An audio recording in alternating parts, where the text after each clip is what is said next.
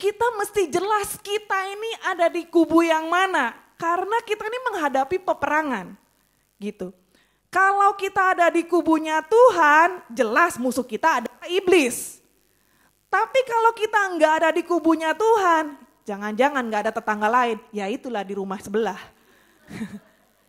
Kenapa saya bilang seperti itu? Karena kubu Tuhan sama kubunya iblis enggak akan pernah satu, kesepakatannya enggak akan pernah bisa sama, saudara.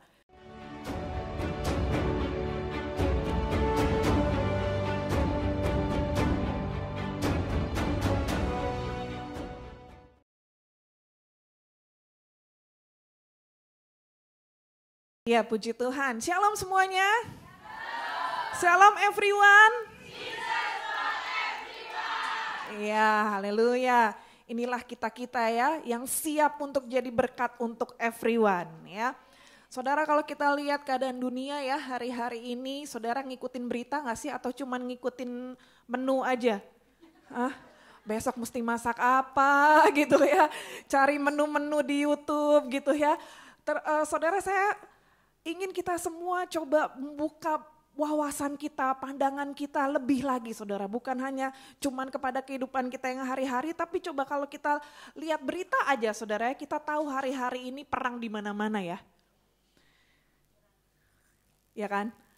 Sampai pesawat-pesawat yang mau terbang akhirnya ada yang balik lagi gak jadi saudara ya. Seperti itu. Wah, kalau kita lihat keadaan dunia, lihat sana perang, sono sini perang saudara ya. Nanti mau terbang, aduh kalau terbangnya jauh-jauh nanti takut ada bom nyasar lagi ya.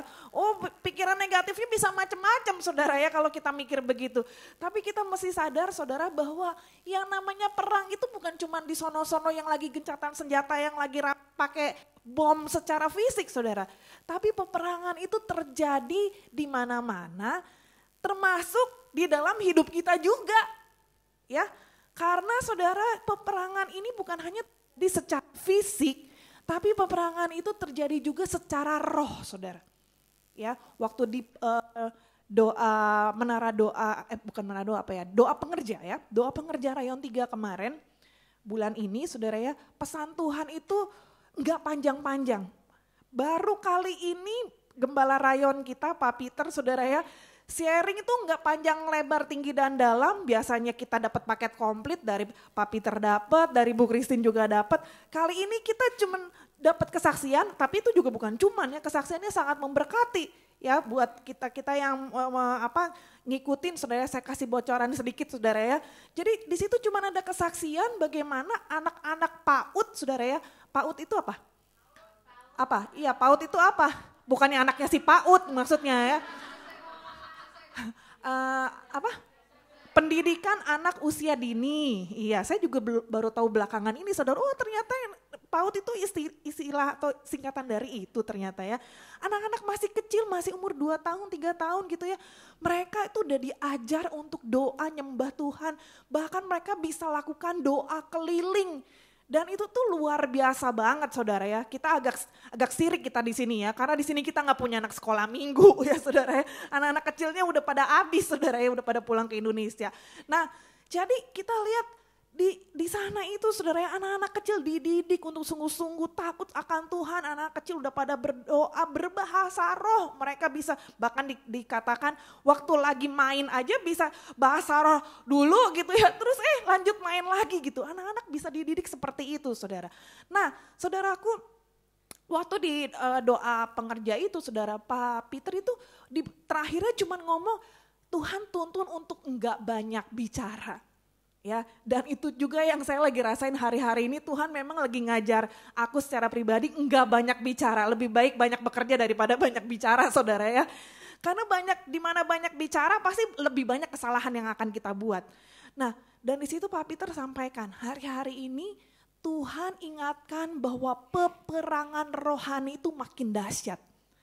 Ya, apapun profesi kita, apapun tugas kita, kita mesti sadar bahwa kita ini menghadapi yang namanya peperangan rohani. Karena manusia itu terdiri dari tubuh, jiwa, dan roh. Dan sesungguhnya saudara ya, yang namanya manusia ini adalah esensinya adalah makhluk rohnya. Kita ini ada manusia ini adalah makhluk roh yang tinggal di dalam tubuh. Tubuh kita ini cuma casingnya aja. Tapi nanti yang hidup kekal selama-lamanya kan roh kita. Jadi manusia adalah makhluk roh yang tinggal di dalam tubuh. Tubuhnya modelnya macam-macam seperti yang kelihatan. Ya, dan punya jiwa gitu. Nah, iblis itu mau mencuri, membunuh, membinasakan roh kita, jiwa kita, tubuh kita. Tapi yang terpenting kita mesti ingat bahwa ini peperangan rohani, peperangan secara roh. Itu terjadi, sungguh-sungguh terjadi. Saudara, kita mesti sadar akan hal ini. Ya, nah sekarang gini dulu saudara. Saudara tahu gak kenapa sih yang namanya peperangan itu bisa terjadi?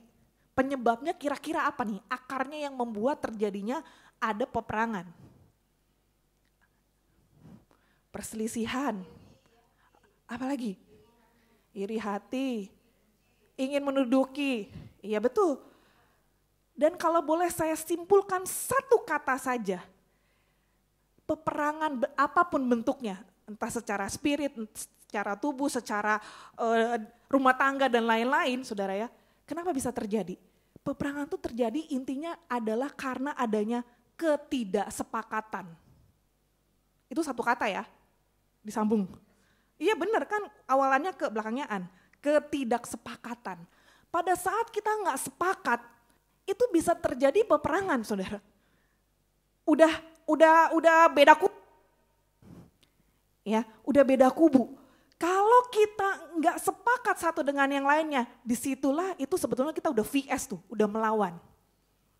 Nah, dan kita mesti sadar musuh kita itu siapa?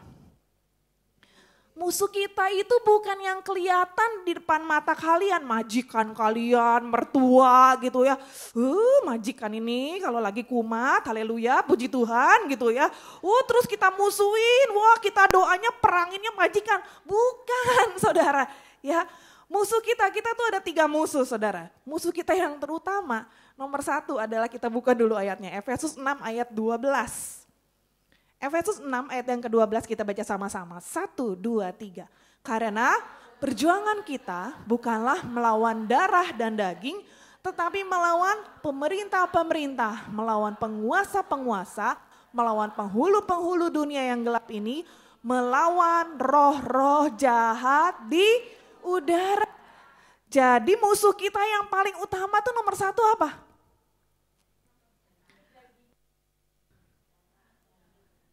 Ayo, yang paling nomor 1 dulu nih, ada 3 sebetulnya musuh kita saudara ya. Dihitung deh, dihitung. Enggak, aku bilang ada 3. Kok banyak ya di sini ya, melawan penguasa, penghulu-penghulu dan lain-lain seperti itu. Oke, nomor 1, musuh kita nomor 1 pasti bosnya iblis.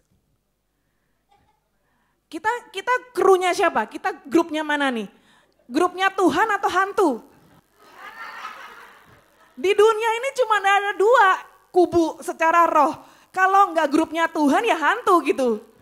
Ya, kalau di ngomonginnya cepet kan nyambung semua tuh Tuhan. Kadang-kadang jadi nggak jelas nih kubu yang mana nih, Tuhan apa kubu hantu nih gitu. Nah saudaraku, kita mesti jelas kita ini ada di kubu yang mana. Karena kita ini menghadapi peperangan gitu. Kalau kita ada di kubunya Tuhan, jelas musuh kita adalah iblis. Tapi kalau kita enggak ada di kubunya Tuhan, jangan-jangan enggak ada tetangga lain, ya itulah di rumah sebelah. Kenapa saya bilang seperti itu? Karena kubu Tuhan sama kubunya iblis enggak akan pernah satu, kesepakatannya enggak akan pernah bisa sama saudara. Kubunya Tuhan ini ingin menyelamatkan jiwa-jiwa diselamatkan masuk kerajaan surga. Sedangkan iblis maunya justru menarik orang-orang yang harusnya selamat dimasukin ke grupnya mereka gitu kan. Kemana? Masuk ke neraka. Gak akan pernah bersatu sampai kapanpun juga. Makanya terjadi selalu peperangan nih antara mau memenangkan jiwa kepada Tuhan Yesus, kepada keselamatan kekal melalui Tuhan Yesus yang hanya satu-satunya jalan keselamatan dan kehidupan ya lewat Tuhan Yesus atau yang lainnya. Cuman itu. Ya, dan saya percaya kita ini satu tim ya kan. Kita gereja kita di sini kita selalu diingatkan bahwa kita ini punya tugas menyelesaikan amanat agung, menyampaikan Jesus for everyone. Sudah jelas kita nih tim Tuhan Yesus banget nih. Nah, semakin kita on fire, semakin kita dipakai sama Tuhan untuk menyelesaikan amanat agung, semakin si iblis jelek tuh gak seneng. Makanya serangannya tuh ada aja. Dia berusaha mengganggu sukacita kita, damai sejahtera kita lewat orang yang dekat biasanya dengan kita. Tuhan pakai ada aja nanti gangguannya. Apalagi kalau udah mau pelayanan nih kita ntar acara besar nih ya, pasti ada aja deh. 2 minggu yang lalu kita perdana di Jordan ya. Hong Kong tuh jarang-jarang namanya mati lampu. Kok ya bisa tiba-tiba dilalah mau tuntun. Kita lagi ibadah perdana, lagi seru-serunya, pas mau firman Tuhan, Bapak Gembala kita baru pegang mic, mati lampu. Wah kita panik kan langsung kan. Nah loh mati lampu otomatis gak ada sound system ya toh. Nah terus saya pikir aduh gawat nih jangan-jangan langsung terintimidasi kan. Jangan-jangan gara-gara kita ibadah di sini terus listriknya kebanyakan kali ya, apa orangnya kepenuhan kali apa gimana ya. Saya cek turun ke bawah, ternyata saudara itu satu gedung mati semua memang. Oh ya berarti bukan cuman kita. Terus keluar lagi sedikit, orang-orang juga pada heboh, sebelah-sebelahan banyak restoran saudara ya. Ternyata satu jalan mati semua juga listriknya. Terus Kojon lapor kan ke bagian CLP, bagian listrik gitu kan. Memang dikasih tahu berapa jalan di situ. Dari Yaumate itu ada gangguan, nggak tahu ada apa gitu kan. Jadi tiba-tiba ada pemadaman listrik. Saya dalam hati ini iblis jelek nih ya. Ini anak raja mau menduduki Temple Street ya. Temple Street kita rubah jadi Jesus Street gitu kan ya. Tapi amin. Tapi itu seriusan saudara. Jadi yang punya, nih cerita sedikit saudara ya. Yang punya gedung itu, yang kita kan nyewa tempat di situ kan. Itu ada berapa lantai punyanya mereka, namanya Jubilee Ministry gitu ya. Jubilee Ministry itu punya beberapa ruangan, berapa lantai di gedung itu disewakan untuk gereja semua. Saya baca websitenya dia, itu kan kita Jordan tuh di jalan Temple Street. Temple kan bait kan gitu kan ya, kuil seperti itu. Itu kan Temple Street. Nah si Jubilee Ministry ini di websitenya dia ada bilang, visinya mereka itu mengubah Temple Street menjadi Jesus Street. Wah pas aku baca gitu, wah ini kita sevisi banget ya. Ya jadi kita nih dapat partner lagi nih. Ya kan? Nah makanya iblis lihat nih, waduh ini pasukannya tambah kuat ini. Ya kan? Coba kita ganggu-ganggu dikit gitu ya. Lalu kasihan saudara waktu saya kan di tangga. Jadi orang masih bisa naik turun, lift kan mati toh. Kasihan saudara yang di lantai 6, ada gereja lantai 6, ada popo-popo gitu ya, nenek-nenek berusaha naik tangga, terus istirahat dulu di lantai kita, lantai 3, berhenti dulu bawa tongkat saudara ya. Tapi semangat terus naik lantai 6 saudara. Kita ini kalau on fire buat Tuhan saudara ya, mau dihalangin apapun sama caranya iblis, gak akan ada yang bisa bikin kita keok. Ya, bukan cuman kita ternyata, orang Hong Kong nenek-nenek juga semangat tetap mau muji nyembah Tuhan saudara ya. Nah lihat iblis tuh akan berusaha dengan segala macam caranya untuk membuat jiwa-jiwa tuh jauh dari Tuhan. Jadi ini ya, ini rahasia kita bersama ya. Kalau ada hal-hal yang membuat kita ini sukacitanya hilang, damai sejahteranya hilang, apalagi jiwa-jiwa mau dibikin terhilang, udah pasti ini kerjaannya siapa tuh? Karena dia mau buat kita ini enggak sungguh-sungguh sama Tuhan, enggak lagi dekat sama Tuhan. Saya ingat ya ada lagu sekolah minggu, nggak tahu yang ikut sekolah minggu zaman dulu masih ingat nggak? Ada lagu kayak gini. Iblis itu musuh kita, tahu? Dia lari seperti singa, dia kata itu ini, dia lari sana sini. Iblis itu musuh kita. Lalu bait 2-nya ada Yesus juru selamat kita gitu.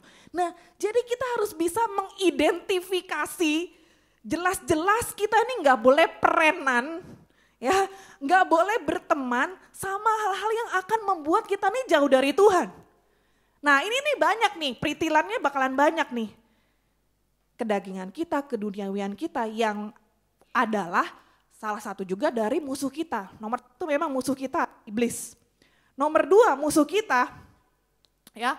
Nomor 2 musuh kita adalah dagingan kita sendiri, ya kehendak kita, nafsu kita sendiri, emosi kita sendiri.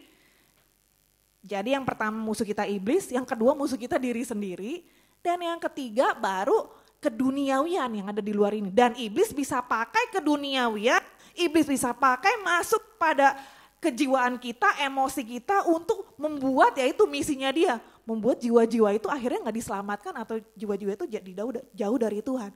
Tapi gak setiap kali juga, tiap kali dikit-dikit wah kita harus doa perangi.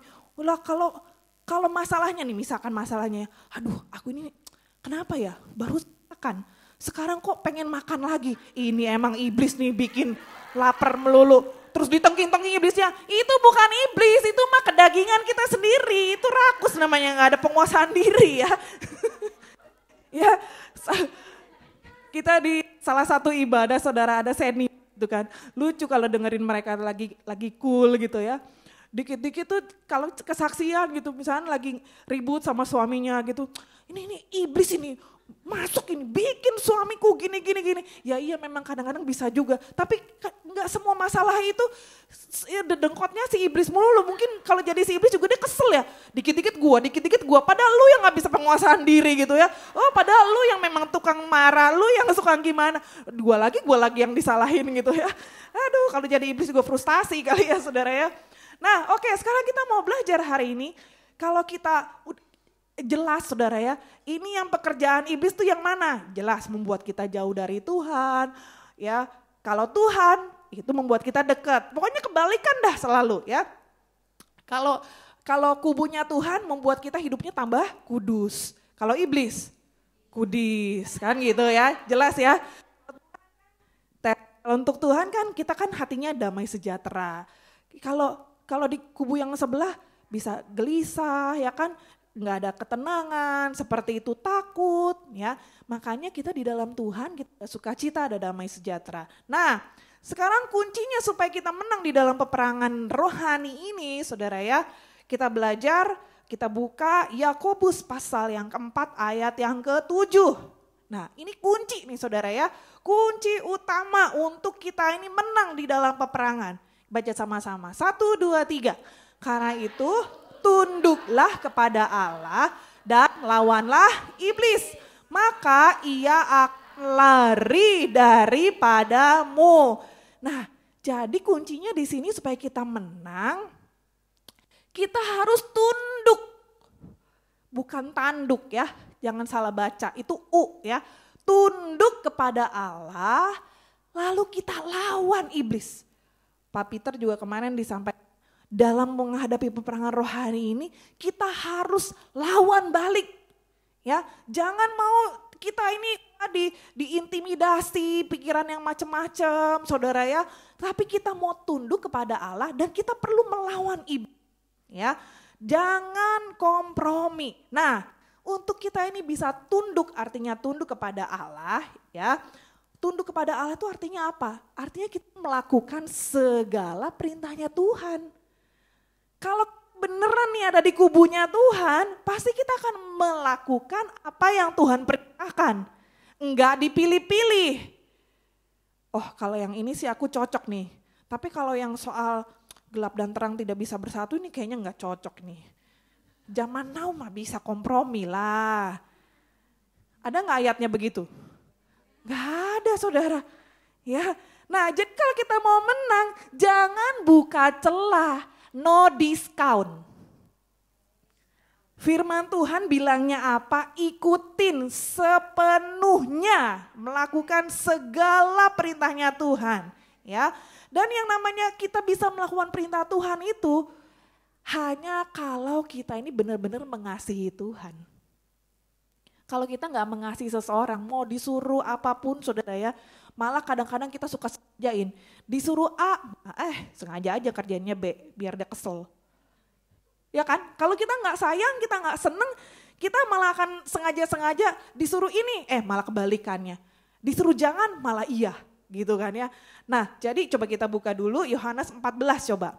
Yohanes 14, nah ini ya.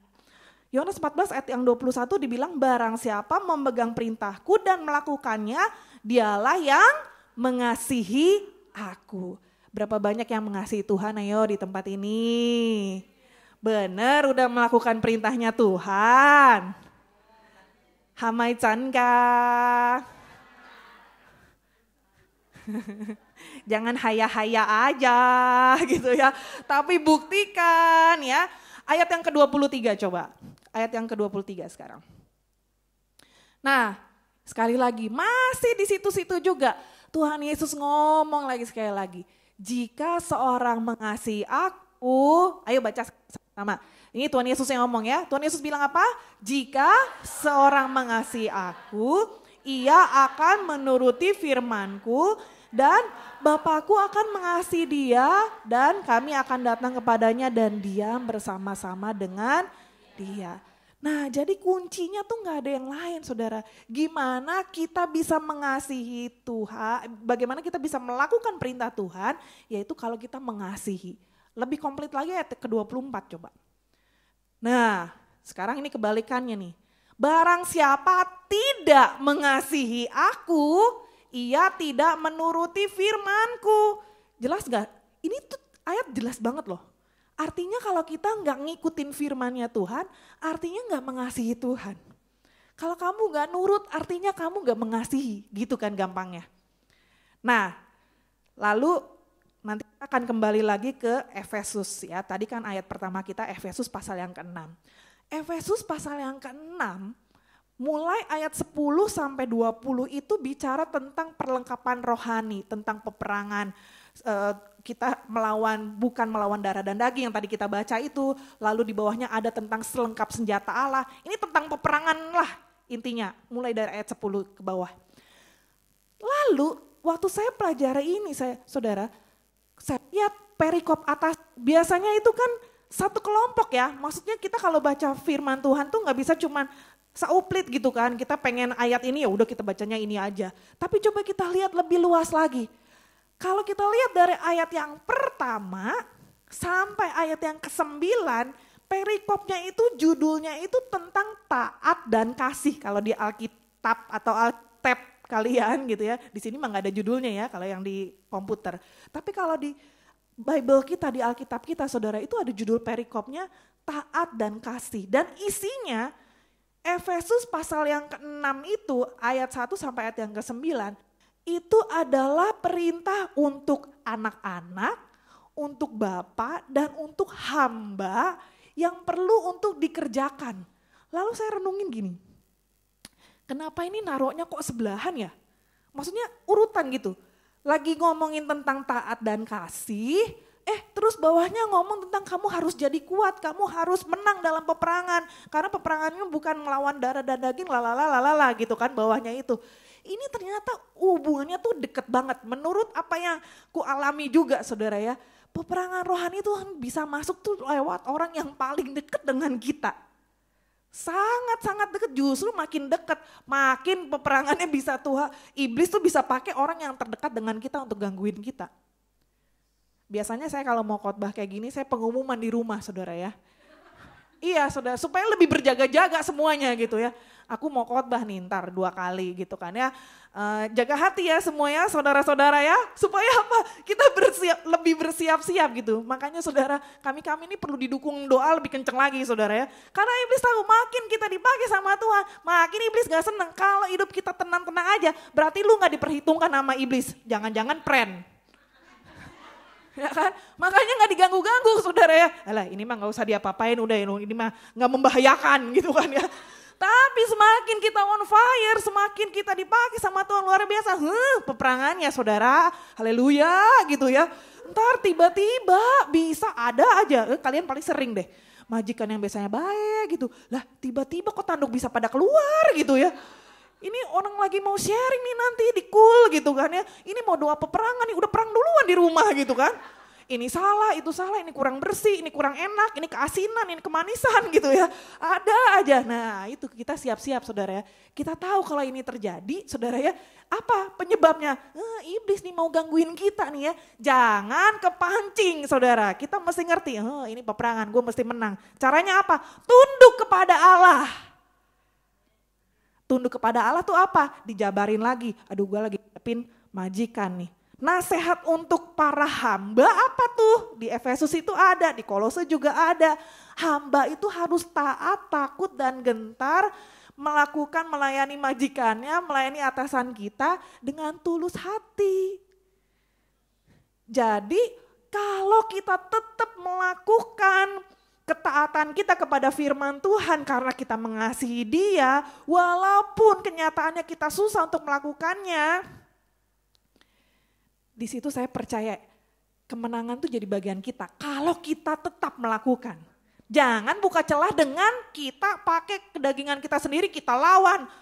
Lawannya bukan lawan iblis, lawan majikan lah, ini enggak kita bias saudara ya. Tadi kan ayatnya tunduklah kepada Allah dan lawan iblis, bukan lawan majikan, bukan lawan suami gitu kan. Kita mesti back lagi to the Bible, perintah Tuhan itu tunduknya tuh dalam hal apa? Kalau kita anak ya kita nurut sama orang tua, kalau kita istri ya tunduk kepada suami, kalau kita suami ya mengasihi istri.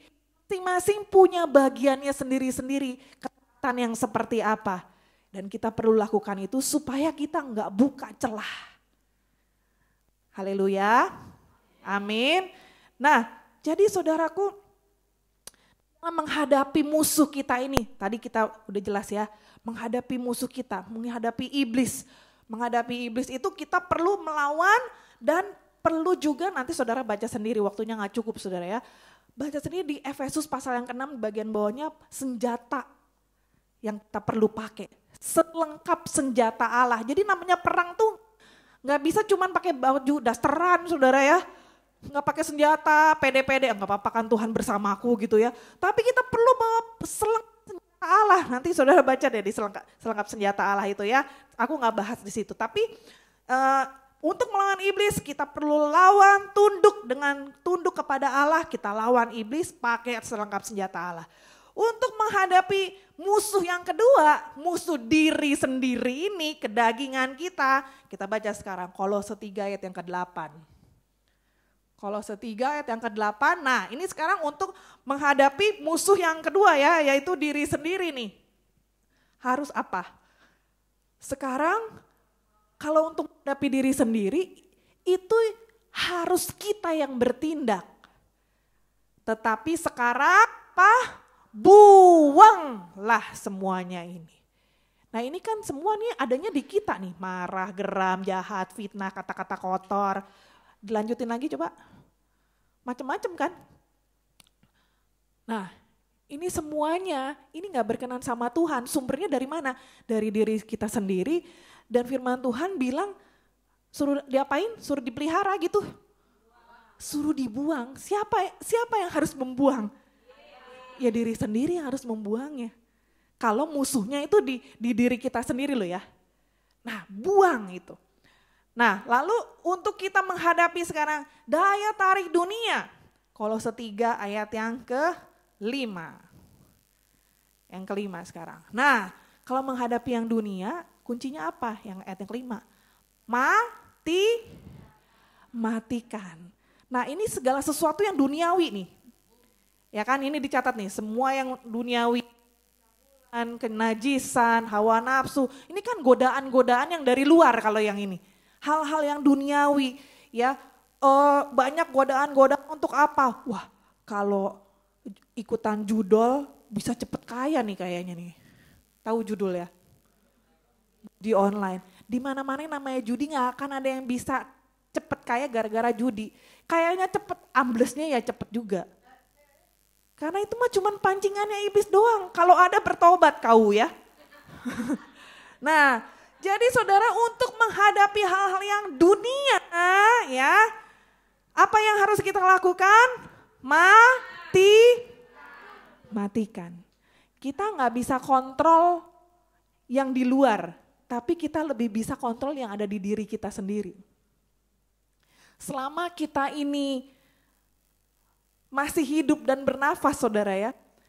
Sampai kapanpun juga kita gak akan pernah bisa punya pengharapan orang akan ngomongnya begini, orang akan menilainya seperti ini, gak bisa. Karena itu hidupnya orang lain. Tapi yang bisa kita urus adalah hidup diri kita sendiri. Karena itu saudara, jangan tergantung apa kata orang. Makanya tuh kan kalau kita HRI ya, jangan, kita harus lebih peduli apa kata Tuhan, bukan apa kata manusia. Ya, dan kita yang bisa mengontrol ini semua nih. Musuh yang adalah diri sendiri ya kita yang bisa kontrol. Daya tarik dunia ya kita sendiri juga. Ya, jangan sampai kita ini menjadikan dunia sahabat kita. Udah jelas nih, musuh juga nih, beda kubu. Lebih jelas lagi kita baca Yakobus 4 ayat yang keempat. Nah, Yakobus 4 ayat yang keempat. Hai kamu orang-orang yang tidak setia, tidakkah kamu tahu, baca sama-sama, bahwa persahabatan dengan dunia adalah permusuhan dengan Allah. Jadi barang siapa hendak menjadi sahabat dunia ini, ia menjadikan dirinya musuh Allah. Nah, jadi saudara, jelas banget kita gak bisa campurin yang sorgawi dengan yang duniawi. Memang kita masih hidup di dunia, tapi kita perlu punya pola pikir sorgawi. Cara pandang kita yang sorgawi, hidup kita cuma sementara kok di sini, transit tok. Tapi tujuan utama kita nanti hidup selama-lamanya. Makanya jangan pernah menukarkan keselamatan kita di dalam Tuhan Yesus dengan hal-hal yang cuma sementara. Cuma demi supaya ada status nikah. Terus mau aja gitu sama, udahlah anyone lah. Sale-sale, obral, ini udah kadaluarsa, ini sudah habis, sudah batas waktunya. Sudahlah, asal ada yang mau saja, sudah laku, sudah bagus lah. Enggak begitu prinsipnya saudara ya.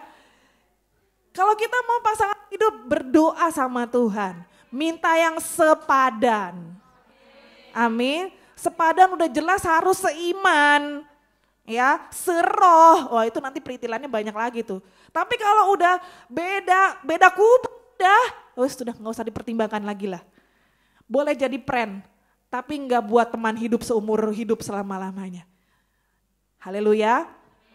Ya, nah jadi saudara nih lihat ya, hidup kita ini milik Kristus. Jangan kita jadi menjalin persahabatan dengan dunia, tapi kita tetap jadi anak-anak Tuhan yang on fire. Haleluya.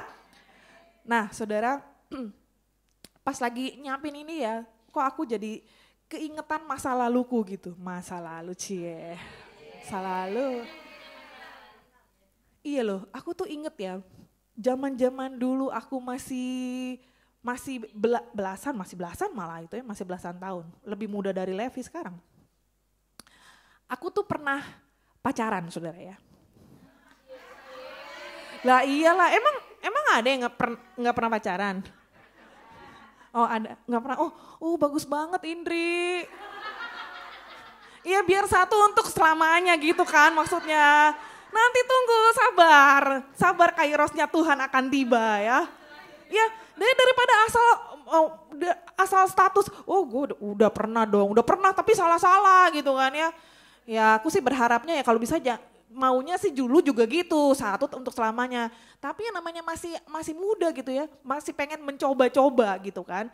Sebenarnya waktu itu udah dalam Tuhan juga sih gitu ya. Terus waktu ini yang pacarku yang pertama, banyak soalnya. Enggak bohong. Enggak maksudnya banyak kandidat, tapi yang beneran jadian pada waktu itu gitu ya. Saya tahu sebetulnya waktu itu kan itu udah dalam Tuhan gitu. Itu udah doa juga gitu. Sebenarnya waktu doa tuh udah jelas no gitu. Cuman namanya si anak muda ini gitu ya, pengen cobain gitu. Ya udah, jadinya pada waktu itu aku pacaran tapi aku backstreet. Tahu ya backstreet? Maksudnya aku sembunyi-sembunyi gitu. Nggak diem-diem gitu, nggak ngomong sama orang tuaku gitu kan. Tapi ya biar gimana juga orang tua kan pasti lebih sakti ya, pasti ketahuan juga. Ya jadi kalau mau coba-coba sembunyi, sudahlah. Apalagi orang tuanya dalam Tuhan gitu ya. Nggak ada CCTV pun, CCTV Tuhan ada di mana-mana. Ntar bisa aja tahu gitu kan. Nah jadi itu yang aku lakukan dulu saudara ya. Nah yang aku mau cerita itu apa saudara. Waktu aku lagi tersesat itu ya. Jujur itu hati tuh nggak ada damai sejahtera. Kalau kita tahu kita sedang salah jalan. Hati kita pasti nggak ada damai sejahtera. Bukan cuma soal pacaran ya, saya lagi ngomong ya. Tapi dalam segala sesuatu, kalau kita tahu ini nggak cocok dengan hatinya Tuhan, itu hati tuh nggak tenang. Ya kan? Nah, masalahnya kita mau biarkan ketidaktenangan itu berlama-lama atau mau cepetan atret, namanya bertobat tuh balik arah 180 derajat gitu kan ya. Nah, aku mencoba untuk menghiraukan, mengabaikan suara Roh Kudus dalam hatiku pada waktu itu. Padahal udah ditegurnya udah bolak-balik, Tuhan tegur. Puji Tuhannya aku masih connect sama suara Tuhan gitu. Maksudnya aku tahu Tuhan gak berkenan sama hubungan ini. Tapi aku secara dagingku, aku maunya aku terusin. Tuh, gimana sih galau gitu antara, aduh aku tahu sih aku pengen nurut sama Tuhan. Tapi aku juga pengen dagingku aku pengennya yang ini gitu loh. Jadi pada waktu itu doaku adalah doa maksa. Tuhan kalau Tuhan berkenan, aku maunya sama dia. Tapi tolong berkenan ya Tuhan ya, please gitu loh. Doa maksa gitu. Terus pakai doa puasa lagi. Wah, iya beneran aku pakai doa puasa. Doa puasain orang tuaku biar setuju gitu kan ya. Serius saudara kayak gitu. Tapi Tuhan tuh kenceng banget di dalam hatiku. Gak bisa nih, gak bisa. Terus aku dapat ayat saudara. Semalam nih aku jadi ingat ayat ini saudara ya. Aku dapat ayatnya tuh 1 Petrus 1 ayat 14. Nah ini. Ini ayat yang bikin aku tes taubat beneran ini. Hiduplah sebagai anak-anak yang taat. Aduh waktu itu aku lagi gak taat nih gitu kan ya. Hiduplah sebagai anak-anak yang taat dan jangan turuti hawa nafsu yang menguasai kamu pada waktu kebodohanmu. Itu jelas-jelas jelek banget di hatiku waktu itu. Karena kenapa? Statusnya waktu itu aku lagi gak taat. Dan aku membiarkan diriku dikuasai sama hawa nafsu yang menguasai aku pada waktu kebodohanku. Jelas-jelas itu aku bodoh sekali pada waktu itu. Karena aku tahu itu gak cocok sama hatinya Tuhan, tapi aku mau tetap jalanin. Dan segala sesuatu yang tidak berdasarkan iman itu kan dosa ya. Jadi selama aku melakukan itu, maksudnya selama aku gak taat gitu ya, itu tuh sebenarnya aku sedang hidup dalam dosa. Walaupun aku tetap masih anak Tuhan, masih pelayanan, masih ke gereja, masih doa, segala macam. Tapi aku tahu ini tuh Tuhan nggak setuju, Tuhan nggak approve nih gitu. Nah waktu aku dapat ayat ini, itu ketemplak banget kan. Tapi apakah segampang itu bertobatnya? Tidak semudah itu Ferguson. Karena keinginanku masih lebih kuat gitu kan. Aduh kok susah amat sih cuman gitu. Nah sampai pada akhirnya Tuhan udah tegur dengan cara yang baik ya kan. Kasih firman, Tuhan ngomong dalam hati. Ini kan di pelajaran kom ada ya. Macam-macam cara Tuhan berbicara buat setiap kita. Itu yang baik-baik sudah semua. Sampai akhirnya karena aku masih enggak melangkah juga. Namanya bertobat itu kan perlu balik arah ya. Mesti frontal gitu. Kalau cuman baliknya cuman sekian 10 derajat ya nggak akan balik ya toh. Malah makin jauh dari yang seharusnya gitu. Nah yang Tuhan mau itu namanya kalau udah nurut bertobat itu benar-benar 180 derajat set gitu kan. Balik arah terus udah balik ke jalan yang benar. Nah itu buat aku pada waktu itu susah Pol. Sampai akhirnya mungkin Tuhan tuh gini loh. Nah udah gue tegur baik-baik, cara yang pelan, lu masih gak nurut juga. Oke, gue keluarin senjata pamungkas, dikasih senjata yang gitu kan. Tahu gak saudara, akhirnya bener-bener aku pada waktu itu bisa putusnya itu dengan cara yang sakit banget. Tuh, dari nada tingginya itu bisa kebayang sakitnya kayak apa. Sakitnya bukan di sono, sakitnya beneran di sini waktu itu ya. Caranya gimana saudara? Jadi gini, aku tuh biasanya kalau ngedate itu ke ibadah youth. Aku rumah di Bekasi. Ibadah youthnya tuh di Karsa Pemuda waktu itu kita. Kan jauh kan Mayan kan. Nah cowokku tuh punya mobil kan, nebeng sama dia kan. Nebeng biasanya kan kita pergi, aku duduk depan dong ya kan. Duduk depan berdua gitu kan. Nanti ketemu sama teman yang lain gitu. Itu ngedate-nya begitu saudara. Pada satu hari saudara, dia jemput aku, bukan jemput, ketemu namanya kan backstreet, jadi gak berani jemput ke rumah. Jadi jemputnya di tempat pangkalan biasa kita ketemu saudara ya.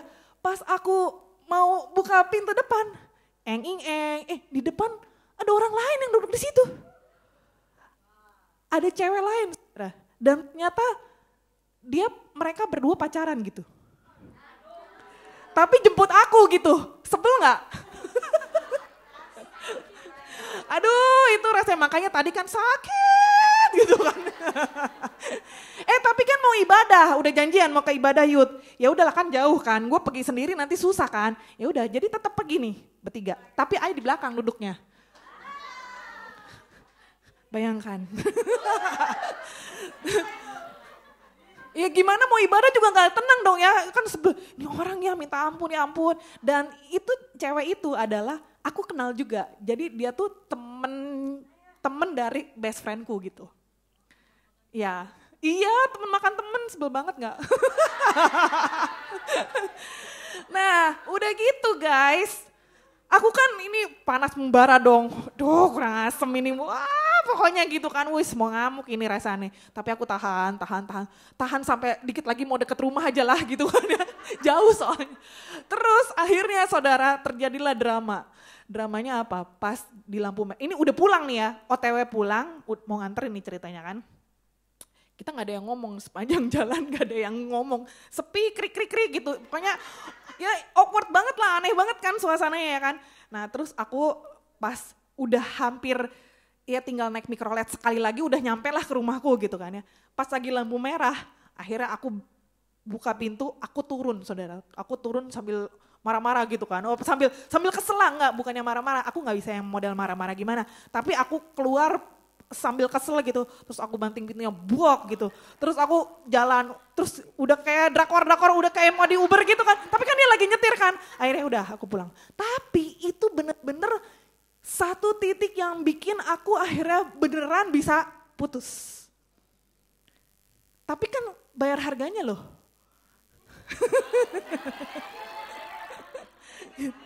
Nah sekarang ini kan udah. Nah tapi itu pelajaran itu membuat aku jadi beneran tobat dan aku berkomitmen sama Tuhan. Pokoknya aku nggak akan, itu aku masih kuliah waktu itu. Ya sampai kuliah ya aku ya, itu lumayan lama soalnya waktu itu. Aku komitmen sampai aku selesai sekolah, selesai kuliah. Aku nggak akan pacaran dan aku lakukan itu. Aku nggak akan pacaran sampai benar-benar dapat yakin 1000% dari Tuhan pasangan hidupku yang mana aku tidak akan pacaran dan aku komit lakukan itu. Gara-gara kejadian. Gitu guys. Tapi bayar harganya itu loh. Nah sekarang kalau aku renungin lagi gitu ya. Sebenarnya yang namanya taat itu nggak susah loh. Kalau kita punya hati yang mengasihi siapa yang memberikan perintah. Kalau kita sungguh-sungguh mengasihi Tuhan, kita tahu rencana Tuhan dalam hidup kita indah kok. Jadi kalau Tuhan bilang no, artinya Tuhan punya sesuatu yang jauh lebih baik buat hidup kita. Kenapa kita bikin peperangan sendiri yang seharusnya tidak harus ada peperangan itu gara-gara kita yang tidak mau taat. Itu kan kita yang jadi peperangannya, ya kan? Karena kita tidak mau sepakat dengan apa yang Tuhan perintah gitu. Tapi kalau kita mau yang terbaik dari Tuhan, udahlah tunduk aja. Tunduk sama Tuhan, nanti iblis bakal ngibrit sendiri kok. Amin. Nah makanya jangan buka celah saudara. Caranya iblis itu membuat kita jauh dari Tuhan, bukan pakai wewe gombel, genderuwo yang horor-horor, enggak. Tapi ya itu dengan roh pemberontakan, ya kan, nggak mau taat sama pemimpin. Berapa minggu lalu saya di Jordan, teman-teman yang di Jordan ada yang protes, ada yang komplain, ada yang curhat lah ya. Aduh kak, anakku loh diambil berapa orang katanya. Jadi aku cuman jawabin gini, coba cari di Alkitab ada nggak ayat yang isinya itu nggak boleh memberi, ada nggak? Nggak ada kan? Berilah maka kepadamu akan diberi, itu ada. Beri, coba ada gak yang tidak boleh memberi gitu? Ya sudah relakan aja, untuk pekerjaan Tuhan sama-sama kok. Haleluya. Mau menang dalam menghadapi peperangan kita? Tunduk, taat sama perintah Tuhan dalam segala sesuatu. Kita menang pasti dan Tuhan akan membawa kita ke jalan yang terbaik sesuai dengan rancangannya. Amin. Berapa banyak yang siap untuk menuai? Amin, siap dipakai Tuhan. Walaupun peperangannya dahsyat hari-hari ini, saya percaya kita semua akan tampil sebagai pemenang-pemenang. Amin. Tapi ya itu, kitanya tunduk sama Tuhan ya. Sujud di hadapan Tuhan, kita jadi penyembah-penyembah yang sungguh-sungguh. Namanya penyembah itu artinya benar-benar apapun yang kita kerjakan, ya kita persembahkan buat Tuhan. Yuk yang mau nurut, yang mau taat sama perintah Tuhan, kita bangkit berdiri sama-sama yuk.